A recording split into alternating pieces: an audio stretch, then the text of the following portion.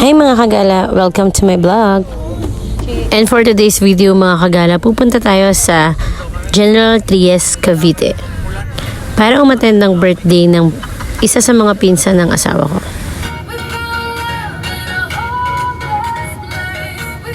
Siyempre hindi namin alam papunta doon kaya meron kaming convoy. Ito, yung medyo sexy at petite na babae dito sa harapan namin na nakamotor.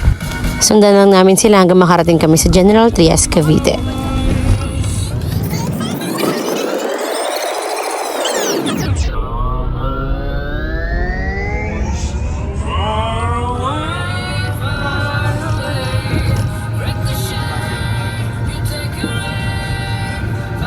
And since nakamotor sila and ang motor nila is not allowed in expressway, dito kami dumaan sa service road.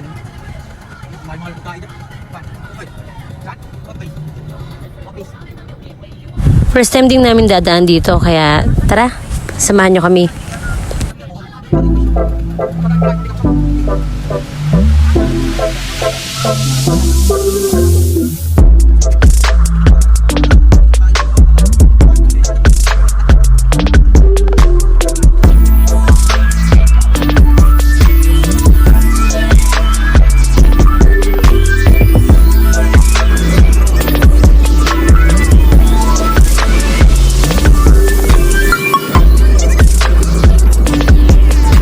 Dumaan din kami sa Heritage Park kung saan world class ang design at world class din ang mga presyo nito. Libingan ito ng mga halos pang world class din at mga mayayaman dito sa Pilipinas. Halata naman kasi libingan palang aircon na.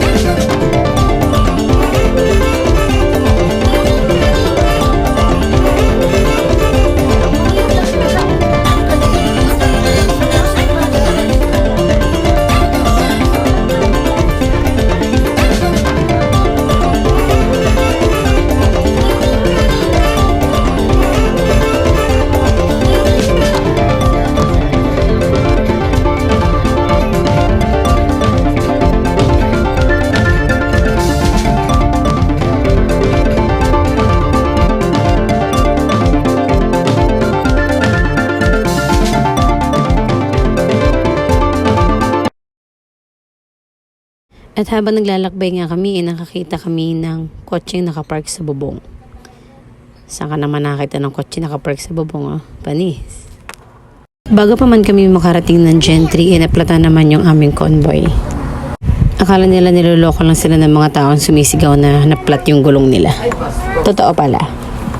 And welcome to General Trias, Cavite. Happy Fiesta. Char. May design lang pero hindi namin alam kung fiesta nga or what. Basta ang alam namin, birthday ang pupuntahan namin.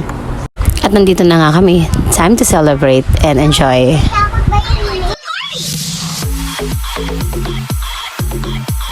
Siyempre, makakalimutan ba naman ang cake and picture-picture with family.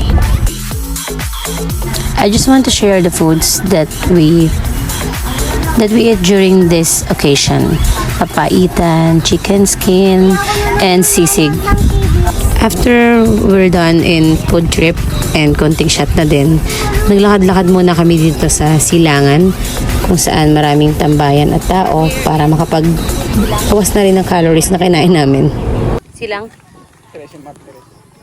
Ang sarap tumambay dito at ang ganda ng view.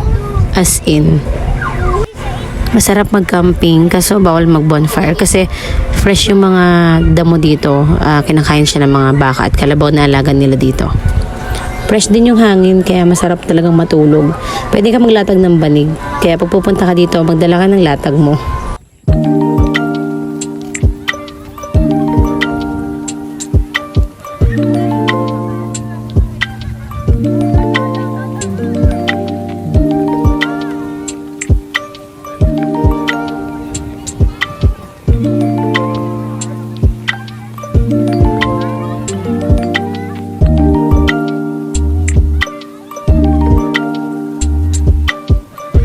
Photo taken by me, province life.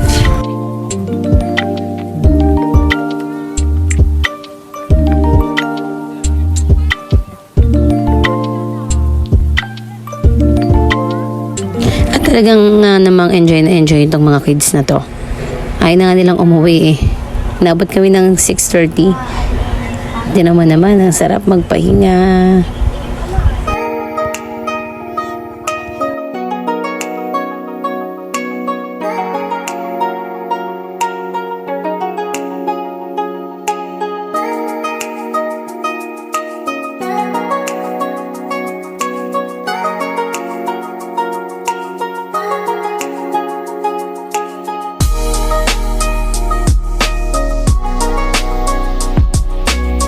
Siyempre, kailangan may couple pictures din. And of course, family picture ng Galana family. Then, umuwi na kami sa bahay para matulog at magpahinga dahil may lakad pa kami bukas. Ito na nga yung dito papunta sa Silangan. Gusto ko nakatakot dito.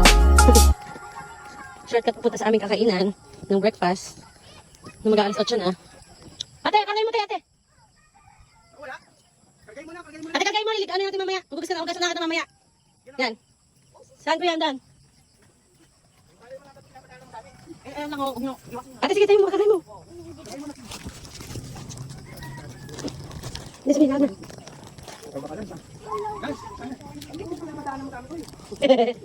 Kotse! Babe! Ito yung damit ko! Kotse!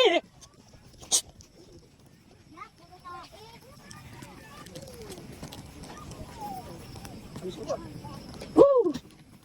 Kotse! Go dito, behave! Behave! Ah! Kotse! Nahihirapan naman ako sa'yo. Di ganyan yun. Paano nga? Di pwedeng ganyan masisira. Hindi ko na ginawa. Hindi mo kalababa ka. Saan tayo?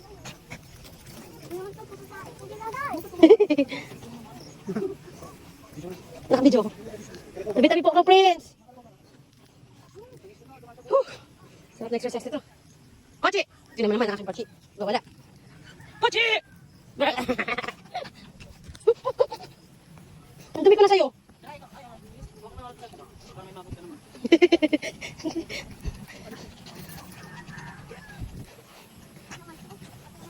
Kochi! Shortcut nga ah.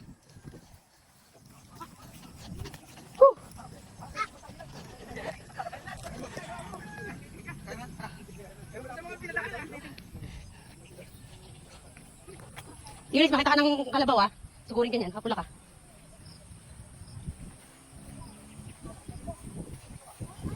Dito po.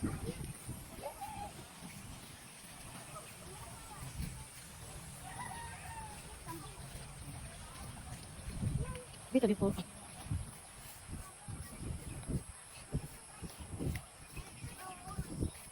Ate, santay mo to ha, tali mo ulit.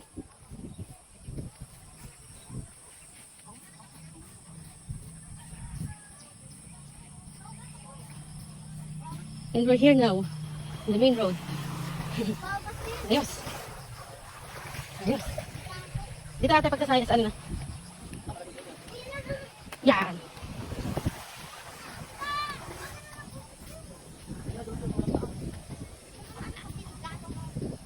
Dadaan yes ha? Dapat kita dyan. Dadaan. Tayo ba yun? Kuya, pakasaya pag-ibig dito. Okay, yung bata. Ate, tali.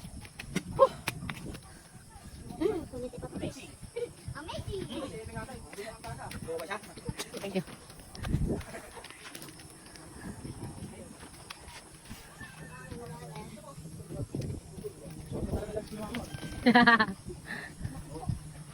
Nibutan natin ng mama mo, ano?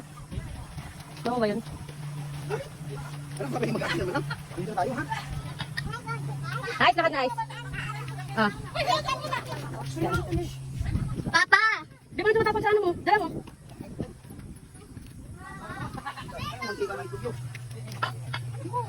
Eh, kotse naman eh.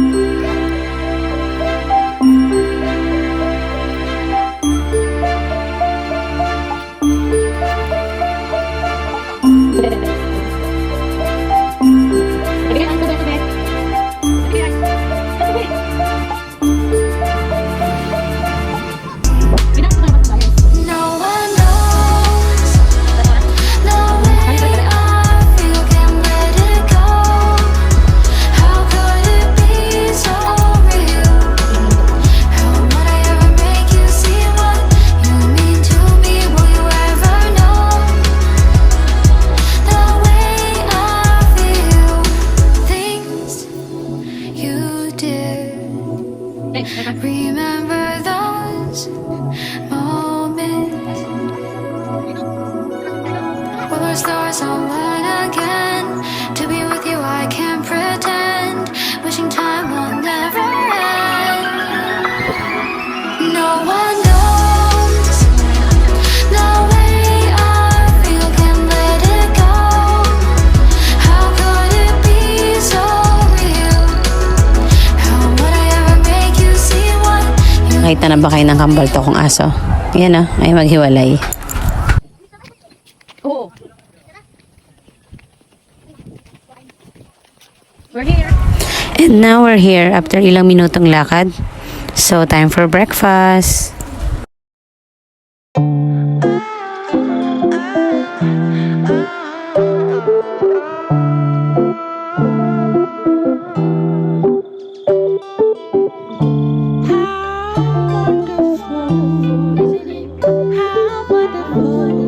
Ang almusalang naman namin ay talagang nakakasira ng diet. Pritong tinapa, pritong tilapia, nilagang okra, mustasa, may kamatis, at syempre ang paborito nilang buro na hindi ko kinakain.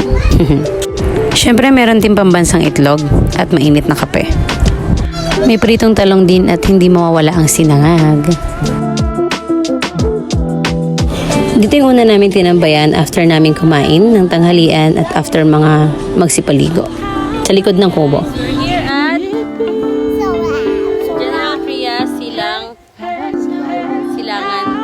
Cavite. Iba yung silang Cavite. Silangan, Bukid.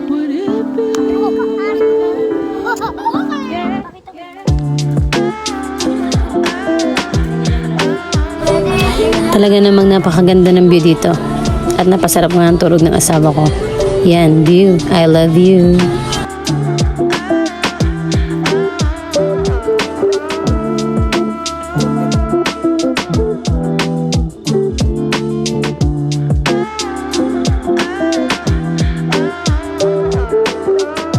At syempre, merienda din ng sandamakmak na kakanin. And then, lumipat kami sa pesto dito sa harapan naman ng kubo. Kung saan daan na ng sasakyan, doon na kami sa gilid habang nagiinom at nagmamaritesan.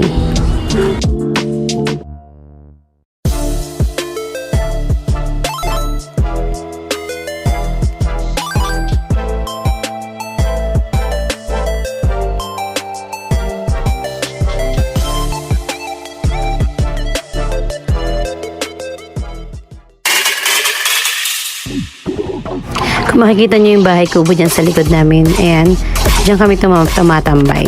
Na pagmamayari ng may-ari ng apartment ng inuupahan nila in San Leo. At 5 PM naisipan namin maglipit na ng gamit at tumambay na ulit dito sa malawak na lugar na ito. Kung saan maraming tao at maraming tambayers. Dito din kami tumambay kahapon at talagang babalik-balikan mo yung lugar kasi sobrang ganda ng view. Nature lover yarn.